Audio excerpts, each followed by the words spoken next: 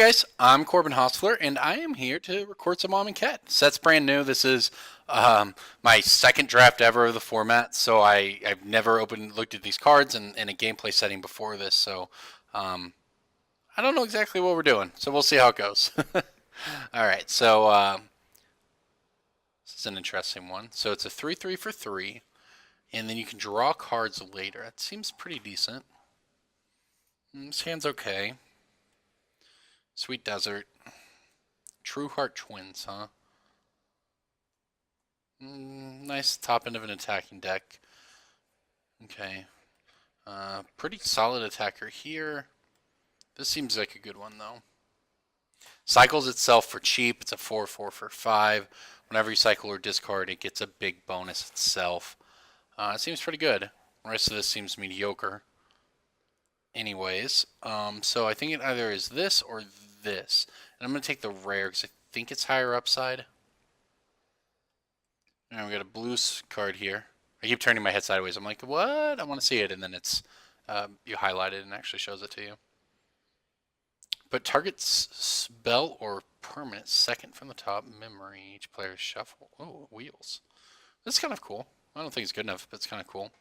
I bet this is good, though.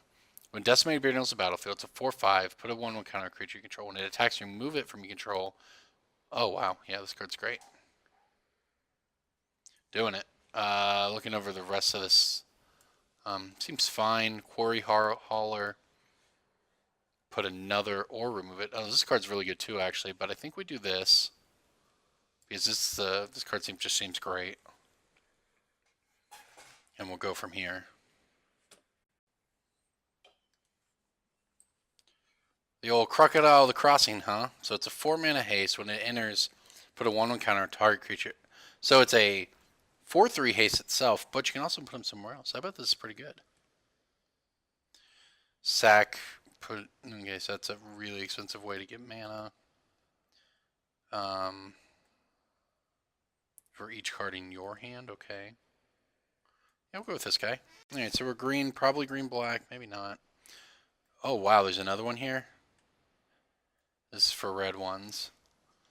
Yeah, I mean, this is probably it. If I like the first one, this has got to be it. And this seems to be exactly what we want to be, is this green-black deck.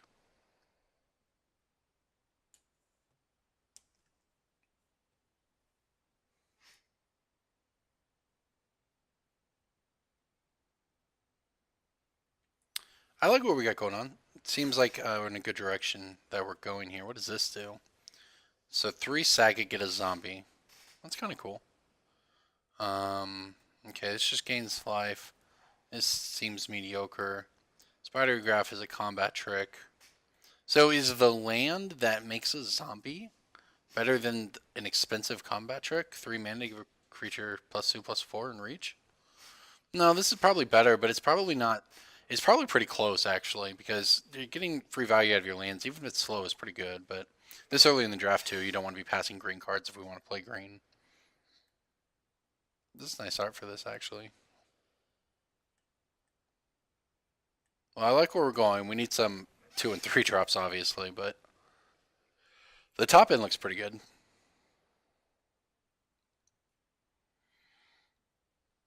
Nest of Scarabs would be the dream, right? I think this card is good. I mean, cycles for 1 and just gets huge when you need it to be, or if you want it to be. Another an actual spider here. What does this do? You get a creature and enchantment, put the rest in your graveyard, so you can put stuff in your graveyard that matters. It's not discarding though, so it doesn't work for the thing. So it's just it's like an expensive way to look at it. It's like a commune with nature sort of card. We just take a spider here, although both of these actually are pretty interesting. I think the spider is better than the Doom Dissenter, but maybe not. And maybe not. I'm gonna take the spider. Green-black decks usually have problems with flyers. We may as well take it while we can. Alright, Hooded Brawler seems fine here. What does this do? When there's the battlefield, yep, I think this is fine. We definitely have things we can put counters on. We have ways to remove counters. We have a way to remove a counter. But this could be really big if you just have something small to throw the counter on. Doesn't matter, or something that's, sitting under some kind of removal spell from an opponent.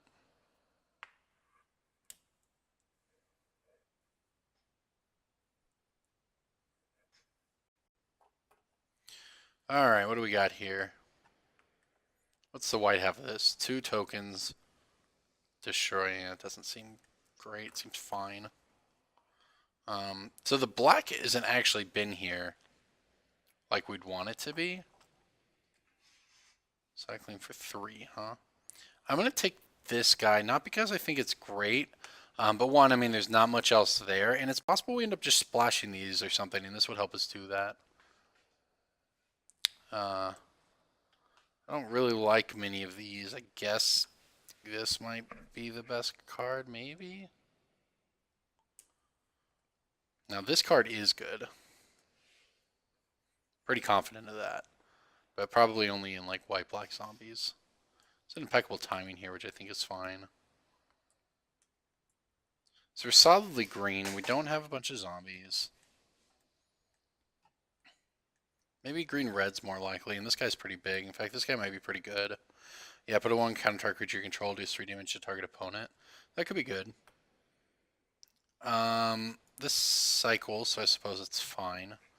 We might be green-red, not green-black. We might be green-red splash black or something, in which case I'm going to take this monument. This is not the best monument, but it's pretty good. I think the blue one's insane. The one that frosts, like chills, whatever your word is, it taps down a creature and let it untap.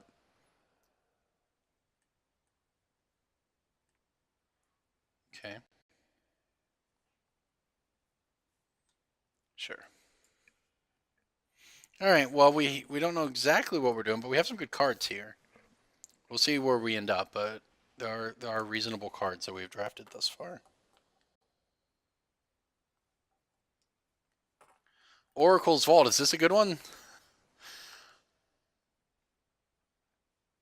Probably is pretty good. Is this good, though? It's also pretty good. In fact, pretty insane, actually. Can't play the Angler Drake. That's fine. There's a 3/2 flash guy, it's fine. So this card is pretty solid in our deck. So we can, play green-black. There's a bunch of options. We can play green-black and just take the Splendid Agony here, and that's super reasonable. We can take the Oracle's Vault for fun, for one. I kind of like that idea. I don't know if it'll work, but I kind of like it, just, for fun factor. We can also take this because this card's just very good. It's a 4/4 for 4. It has a nice ability, and we have this guy, so we are going to have the possibility of splashing a card. So this, but the vault is, you know what? Why not? You got to figure out if the rares are good at some point. Cards like this. Sure. All right. What does this do? Whenever a non-token creature you control dies, you can gain life, then loot. Sacrifice to search your graveyard, hand, and library for a card named God's. Okay, whatever. I don't have God Pharaoh's Gift. All right, what about our double Gifts of Paradise here? Oh, okay. I like this. This allows us to splash. Well, we actually passed that white card, didn't we? The Painted Bluffs is here too. Also helps for splashing.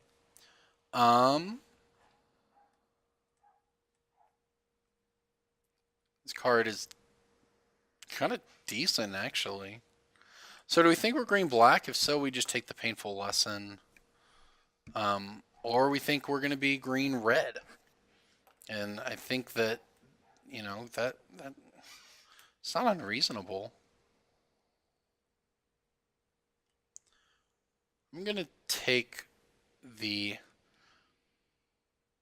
sure shot. Because I think we saw no black in pack 1.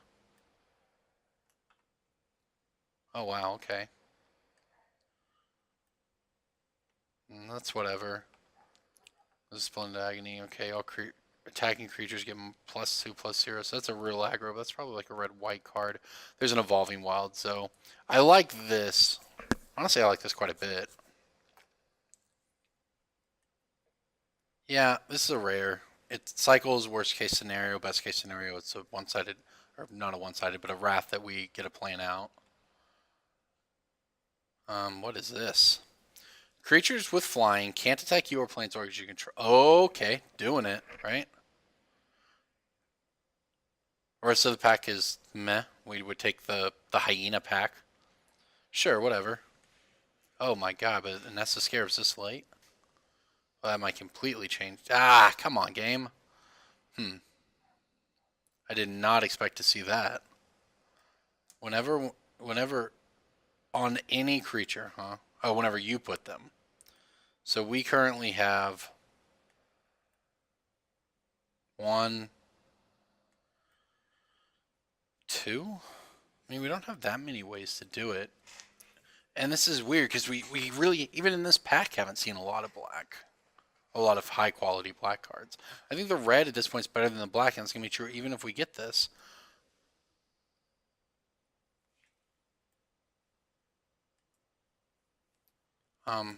Sure. I'm going to give that up. I'm going to give up on the black, outside of possibly splashing this guy, who's very good.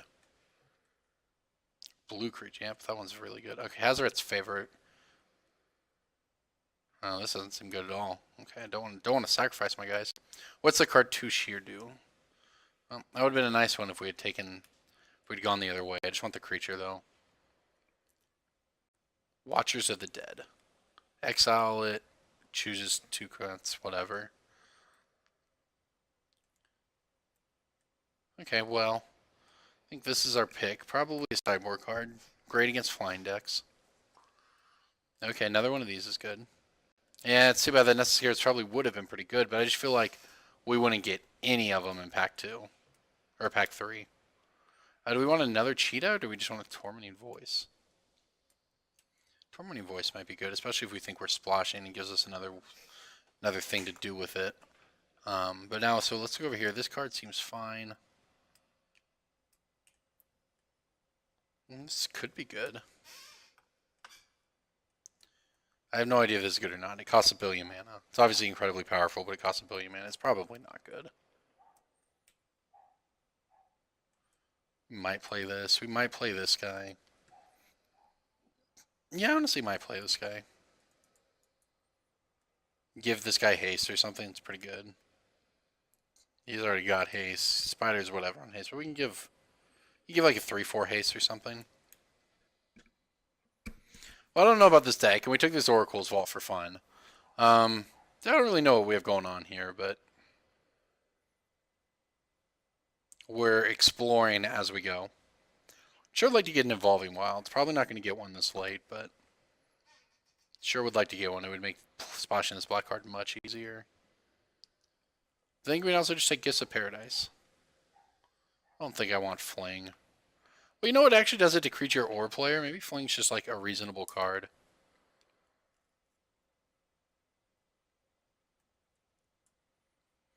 It's kind of like a... Excuse me. So you can use it in response to removal? It's probably actually fine. Okay. So nice. Here, the Painted Bluffs actually helps a lot with the splashing. I don't think we'll be playing this Haze of Pollen, but you never know. Okay. I don't even understand because we haven't seen that many black cards. It's at its best in green black, but it's good in it's got to be good in multiple archetypes. The card's just strong. And this is here too. I think this card is so good.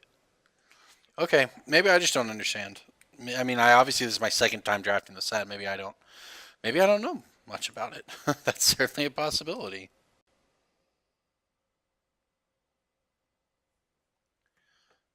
Wow, what is this thing? Wow, okay, well that's pretty powerful. Can't do anything. Throne of the God Pharaoh. I'm not going to be playing that.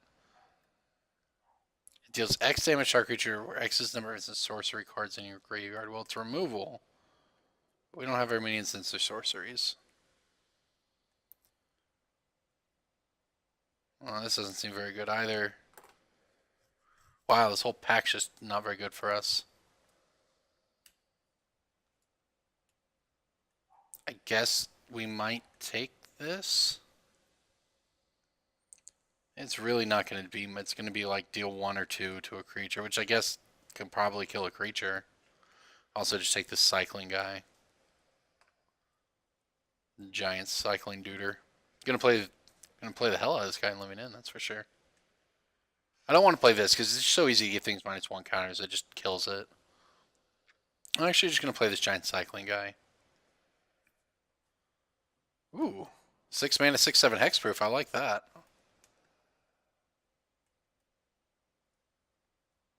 Okay, there's a lot here. Shed weakness. That's actually a really nice combat trick.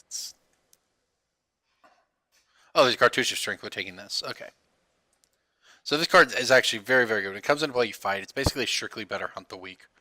And whatever, we can get into the argument of strictly better or not, but it is very good. Alright, target creature, remove all 1 counters from it.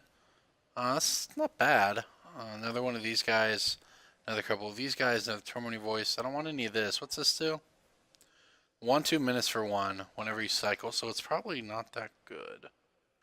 We don't have that many cyclers, and even if we do, the payoff is we get a Grizzly Bear for 1 mana. I actually don't like that. I think I want this instead. I want the combat trick there, and it's not a great combat trick, but it's okay.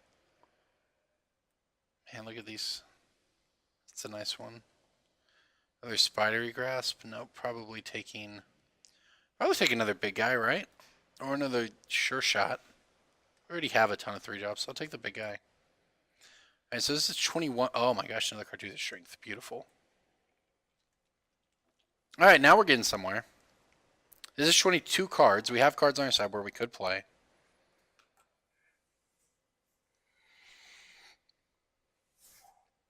I don't know if this will be good or not. You never know. It'll be fun when it gets going. Especially, hey, they could live the dream of putting this in the playoff of it. Lord of the Accursed, huh? That's a pretty good card. There's a lot of red here, too. Oh, 4 damage to target creature just for 4? That's pretty good. 3/4 stats are fine. I don't want to play that. I don't want to play that. I don't like somebody getting this.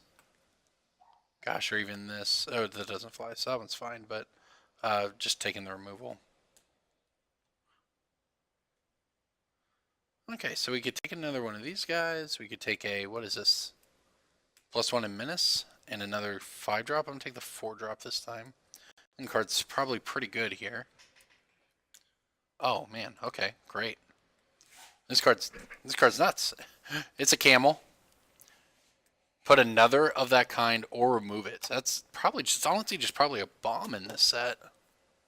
Alright, so what are we cutting from our stuff here? Because that's where we're at this point.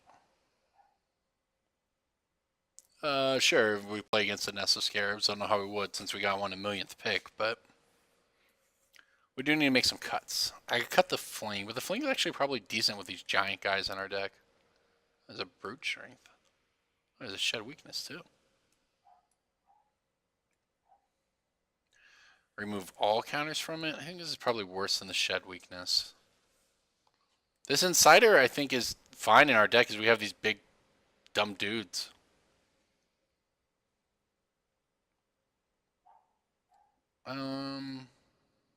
Don't know if any of this matters much. We'll take the foil uncommon. Why not? Don't want to play this guy. I just don't think I'm gonna play that guy at all. So it's probably more likely to take this cyborg card we could play. This is a playable card. All right, so this deck. Wow. Okay. I already have we have the 2 ways we want to splash this, so I'm not gonna do any more. Do we want a third one of these, or just one to cut one? Because we need to cut. We're 25. We need to cut 2 cards here. This is actually pretty good because we have a bunch of big guys. Like, I like what we have going on there. I like having these guys.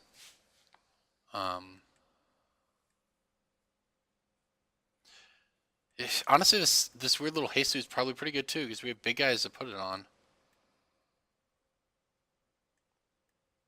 As much as I want to play the Oracle's Vault, it's probably not correct in this deck. This is not the deck we're in. A sweet card, but our deck just basically got too good to play it. I think, as we have good creatures, we have decent removal, we can just beat down pretty well, And honestly, I think the Fling is nice for each in the deck. We just need to cut one more card here. I wonder if we don't play this. This card's so good, though. No, I'm going to keep it. If I cut it, it would be like cutting that, the Painted Bluffs, the Mana Dork or whatever. So we'd be down to 22, and we get to play another. And at that point, I might play like the Hepatra's Mark to remove counters from stuff. Or put the Slinging Shot into the main. There's no reason not to main deck this anyways, is there? Because yeah, I'd probably be playing that. Is that better? Just not to mess with our mana and have our mana be good? This card is incredibly powerful, but...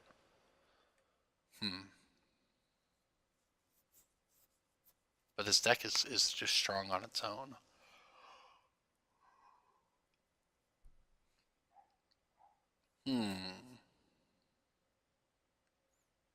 I could cut the Spider and just sideboard it in against Flyers. I think we can just beat down most of the Flyer decks. And I love me some Giant Spiders, but I don't think the Red-Green Monsters deck is the deck for it. This is a good one to main deck, actually. I think just the existence of this card makes Flyers really bad. Because it's so good against them. And it cycles in very easy cost. So the fact that before, those cards have always existed, but you haven't been able to main deck them, the fact that there is one that's main deckable now, man, probably makes like blue-white Flyer decks way worse. Well, I do like everything we have going on.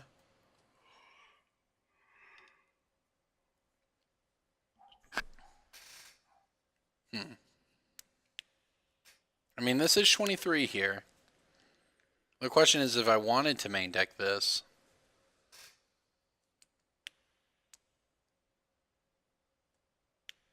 Maybe we could cut the Tormenting Voice and play it.